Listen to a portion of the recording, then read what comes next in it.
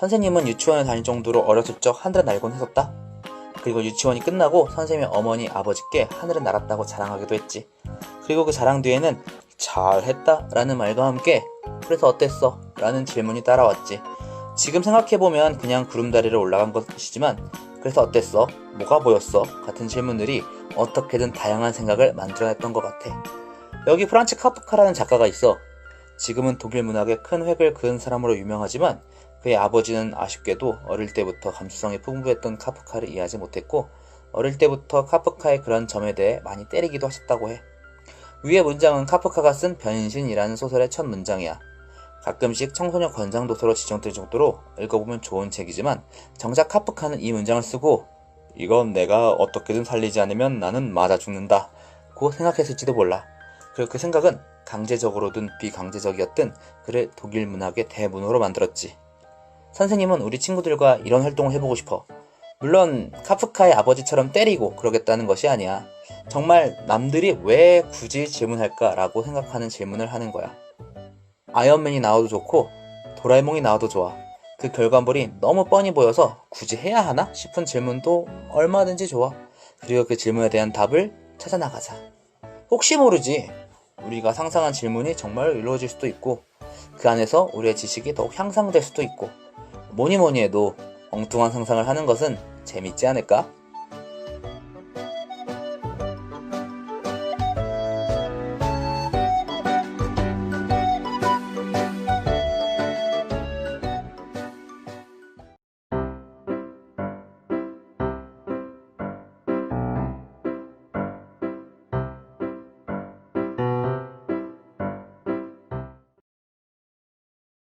경고. 이 영상을 보는 당신이 중학생이라면 안타깝게도 당신은 이 영상을 이해하지 못한다. 먼저 어떤 소리를 하기 전에 언제나 맞는 진리가 있을까 생각해보자. 먼저 지식이란 걸 어떻게 만들어질까? 선생님이 생각하기엔 지식은 내가 봤어요, 내가 해봤어요 라는 방식으로 만들어진다고 할 수 있을 것 같아. 위 문장도 그렇게 만들어진 문장이지 선생님이 중학생의 친구들에게 이 얘기를 하면 모두 이해를 못하더라고. 근데 과연 그럴까? 여기서 아 그렇구나 하는 친구도 있을 거고 난 아닌데 충분히 이해할 수 있을 것 같은데 하는 친구도 있을 거야. 우리 친구들이 그런 반응이면 선생님은 무슨 생각을 할까? 일단 이해를 못하는 친구를 보면 아 역시 선생님 생각이 맞았구나 싶을 거야. 그리고 반대로 이해를 하는 친구를 보면 선생님 생각을 고칠 수도 있겠지만 오히려 그 친구는 과거를 준비하는 친구라 제외하고 이 친구는 다른 친구보다 책을 많이 읽은 친구라 제외하면서 생각을 고치려 하지 않고 어떻게든 주장하려 할 수도 있을 거야. 그리고 혹시 모르지 이 영상을 보고 이해를 못하는 친구들 중에는 선생님이 이해를 못한다고 했으니 내가 이해를 못하는 건 당연해 라고 하면서 이해할 기회를 잃어버렸을지도. 선생님이라는 위치가 우리 친구들에게 영향을 줄 수도 있다는 것이지. 선생님은 이 세상 모든 중학생을 만나본 것도 아니고 어디까지나 틀릴 수도 있는 것인데 이처럼 사람이 만든 지식은 완벽하지 않아. 그렇다고 오해하지는 말아주었으면 해. 우리가 교과서에서 배우는 것, 선생님이 가르쳐주는 것은 완벽하지 않으니 틀릴 수는 있어. 하지만 그만큼 오랜 시간 사람들의 인정을 받고 또 그만큼 많은 근거와 증거들을 가지고 있는 내용들이야. 즉 사람이 만든 지식은 완벽하진 않지만 그 지식이 널리 쓰일 수 있는 이유는 그 지식을 뒷받침하는 근거와 증거들 때문이지. 그래서 선생님이 우리 친구들하고 얘기해보고 싶은 건 다시 한번 말하지만 사람이 만든 모든 지식은 완벽하지 않으니 반대로 말하면 허튼 소리도 충분히 할 수 있다고 봐. 대신 그 질문들을 살리려고 할 때 필요한 것은 근거와 증거들이지. 우리는 되도록 다양한 질문을 던질 거야. 그리고 그 질문을 살리려고 근거와 증거를 모을 거야. 다만 그 증거들이 정말 증거일까? 그 근거는 믿을만한가? 이거는 또 우리가 놓치지 말아야 할 숙제겠지.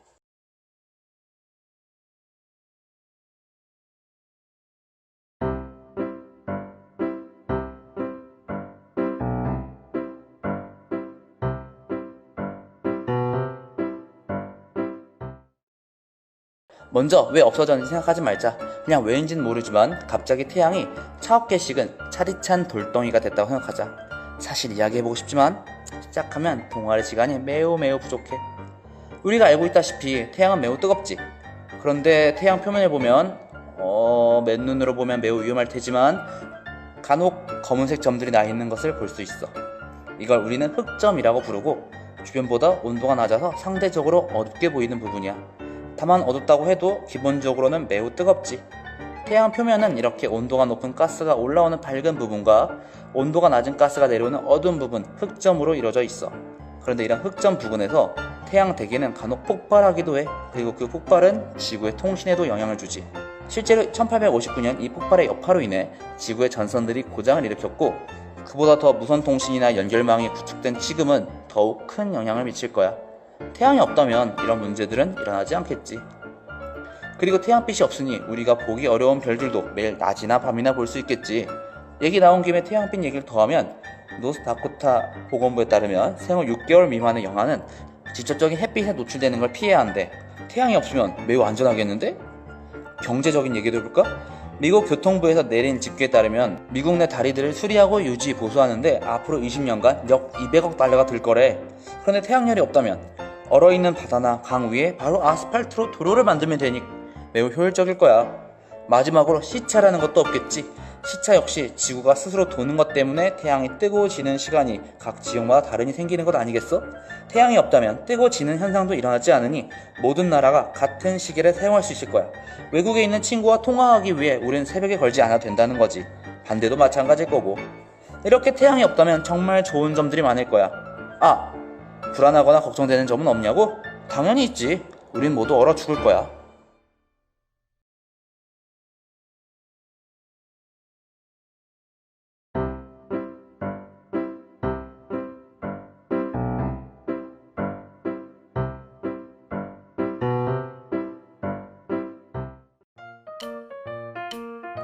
다소 지루하다고 느껴질 정도로 평범한 이곳은 목일중학교에 있는 벤치입니다. 햇빛이 뜨겁다고 느껴지긴 하지만 이내 바람이 산들산들 불어오네요. 다행히 구름도 지나가면서 뜨거운 햇빛을 가려줍니다. 근데 하늘이 어두워지는 건 기분 탓일까요? 우리가 알고 있는 것처럼 우리가 숨쉬는 대기 중에도 물이 있어. 정확히는 기체 상태, 즉 수증기이고, 대기 중에 있는 수증기 정도, 우린 이걸 습도라고 부르지. 공기 안에 있는 수증기를 물로 만들어 한 곳에 모으면 우리는 물 기둥같이 만들 수 있을 거야. 보통은 사방 100km 넓이에 모으면 물 기둥 높이는 1에서 2cm 정도 된대. 선생님이 참고한 책에 나온 예시처럼 사방 100km 넓이에 높이는 6cm 정도 된다고 하자. 이걸 계산하면 물 기둥의 부피는 0.6 세제곱킬로미터 정도 될 거고, 무게는 6억 톤 정도 되겠네. 보통은 이 물의 일부분만 내리겠지? 하지만 우리의 빗방울은 지름이 1km 정도 되는 하나의 거대한 물방울이 될 거야. 빗방울이 떨어진다? 아주 거대한 빗방울이 떨어진다. 이때 대기 중 공기가 빗방울을 어떻게든 밀어내고 분리시켜서 흩어지게 하겠지만 그 전에 빗방울은 대지를 강타할 거야. 만약 우리가 물방울 한가운데 있다면 빗방울이 땅을 강타하는 순간 정말 오랫동안 숨을 참을 수 있는 친구는 몇백 미터를 헤엄쳐 물방울 밖으로 나와 희미한 빛을 볼 수도 있겠지. 그런데 물방울이 지면 닿는 순간의 충격, 아니 타격이라고 하는 게 맞을까? 그 충격은 물방울 떨어진 곳에서 수 킬로미터 반경에 있는 나무고 사람이고 모든 것을 파괴할 거야. 물론 기반함은 괜찮겠지? 기반함 기억나지? 토양할 때 얘기해줬는데. 결국 수 킬로미터 내에 모든 것은 사라지고 기반함 위 연못 하나 남을 거야. 물은 밖으로 퍼지면서 2-3km 지점까지 모든 구조물을 파괴하겠지. 이 재앙은 많은 사람들 입에 오르내릴 거야. 추모하는 사람도 많을 거고, 무엇보다도 저 구름, 어두운 구름만 껴도 사람들은 혹시나 거대한 빗방울이 떨어질까 벌벌 떨겠지. 하지만 괜찮아. 아직까진 상상이잖아.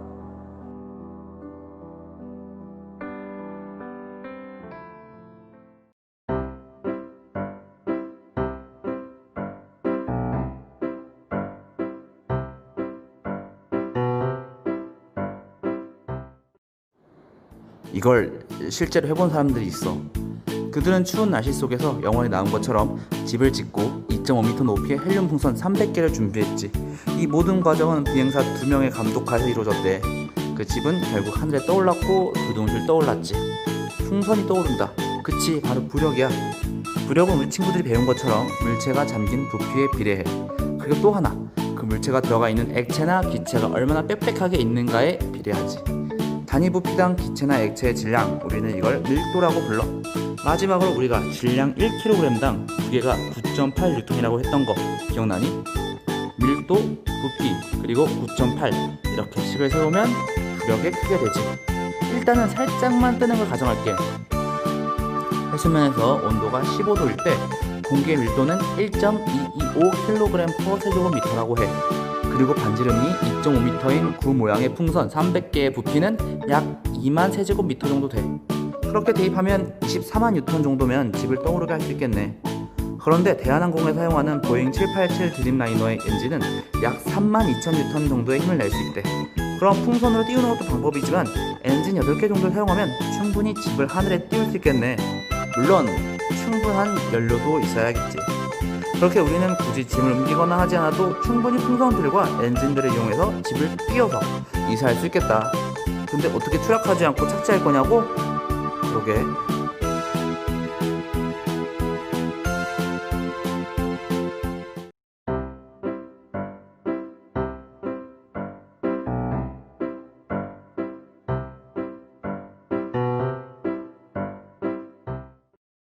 먼저 점프한다는 것은 뭘까? 신기하게도 우리는 위로 점프하기 위해서 아래로 지구를 차는 행동을 해. 수업 시간에 배운 것처럼 힘이라는 것은 이렇게 한 방향으로만 행해지는 것이 아니라 같은 크기로 반대 방향으로도 동시에 작용하지. 이걸 작용과 반작용이라고 불러. 어쨌든 우리는 점프를 하기 위해 지구를 아래 방향으로 차지. 전 인류는 놀랍게도 한 곳에 모으면 800세제곱킬로미터, 서울보다 조금 큰 넓이면 전 인류를 모두 모을 수 있대. 자, 그럼 이렇게 모인 사람들이 다 같이 점프하면 혹은 지구를 차면 어떻게 될까? 매우 불행하게도 아무 일도 일어나지 않아. 이걸 실제로 해본 사람이 있어. BBC에서는 이 실험을 5만 명이 했지. 그리고 1.5km 밖에서 측정하니 규모는 0.6 정도였대. 규모 3 정도 돼야 사람이 느끼니 그래도 5만 명이 아니라 75명 하면 좀 다르겠지? 싶지만 이것도 컴퓨터 시뮬레이션을 돌려서 실험해본 결과 1000억분의 2mm 정도 지구가 움직였대. 꽤 크지? 아닌가? 그리고 마지막으로 우린 수업 시간에 지구의 중력은 지구가 당기는 힘이라고 배웠어. 하지만 지구뿐 아니라 모든 물체가 중력을 행사하지. 즉 우리도 서로를 당기고 있고 우리도 지구를 당기고 있어. 그 크기가 작아서 느끼지 못할 정도일 뿐이지. 일례로 질량 50kg인 사람은 490N의 힘으로 지구가 당기고 있고 동시에 490N의 힘으로 지구를 당기고 있어. 다만 지구가 우리보다 질량이 엄청 크다 보니 힘을 받을 때 변하는 빠르게 변화가 우리가 못 느낄 정도로 매우 작은 거야. 그렇다면 우리가 지구에 다 같이 점프할 때 지구는 1000억분의 2mm 정도 지구가 밀리지. 그런데 우리도 지구를 당기니 지구는 원래 자리로 돌아와. 꽤 묘하네.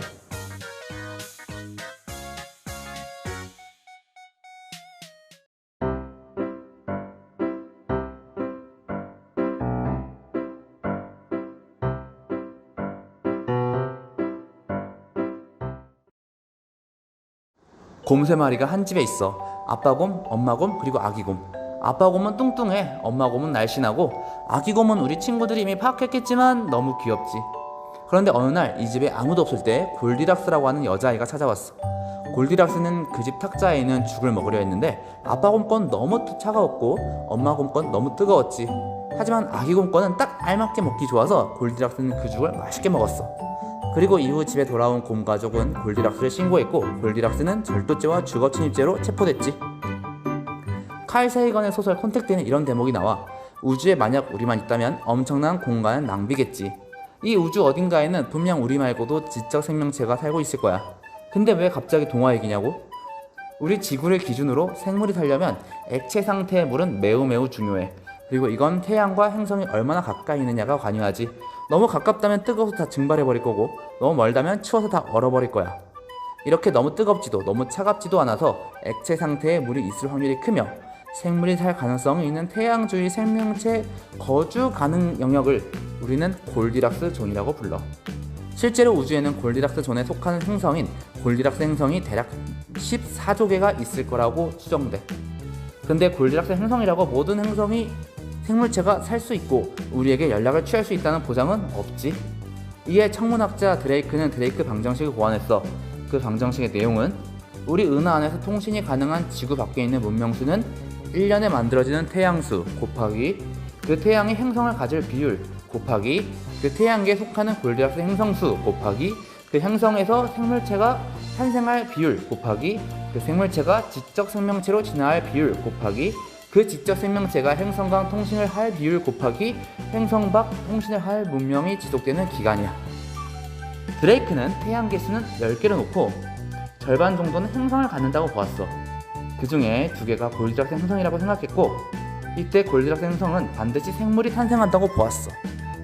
그리고 그중 1%만 지적 생명체로 진화하고 1%만 행성 간 통신을 할 수 있다고 보았지. 그리고 마지막으로 문명은 1만 년 동안 지속된다고 보았어. 그 결과 통신 가능한 지구 밖의 문명수는 10개 정도 돼. 물론 이 추정치들이 맞을까 하는 학자들마다도 의견이 많이 갈리는 내용이야. 하지만 10이라는 숫자가 주는 뉘앙스는 우리 지구가 얼마나 소중한 행성인지를 다시 한번 깨닫게 하면서도 우리 지구가 결코 외로운 행성은 아닐 거라는 생각을 주지.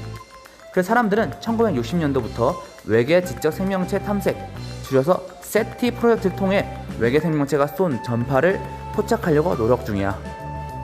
1977년에 쏘아올린 나사의 탐사선 보이저 1, 2호에는 칼 세이건의 의견에 따라 한국어를 비롯한 55개국의 인사말과 음악, 지구의 위치 등등을 레코드판에 담아서 같이 쏘아올렸어.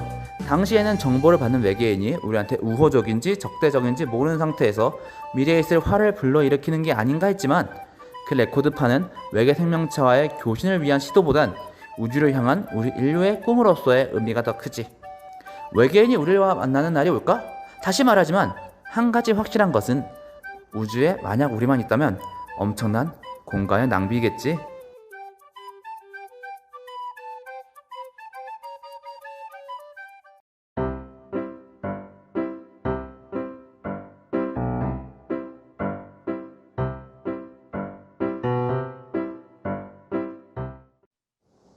우리 친구들이 골턴이라는 이름을 들어본 적이 있는지 모르겠네?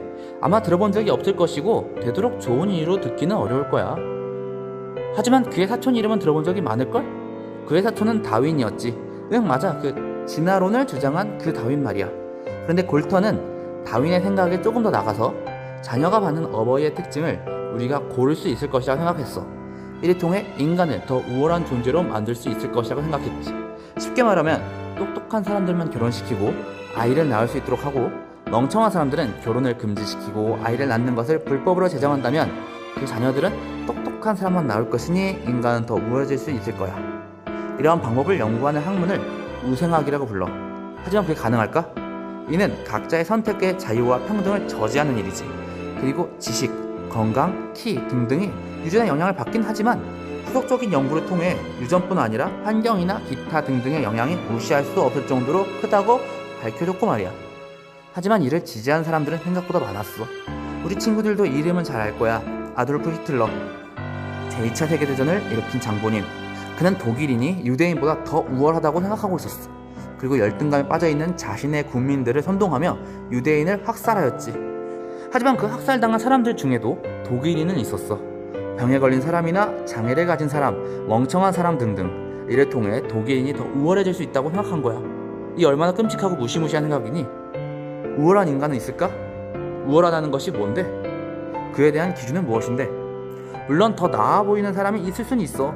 다만 그에 대해서는 우리는 그 사람의 노력을 잊지 말아야 할 것이고, 그 사람 역시 도움이 필요한 부분이 있다는 것, 절대적으로 우월한 사람은 없다는 것을 기억해야 할 것이야.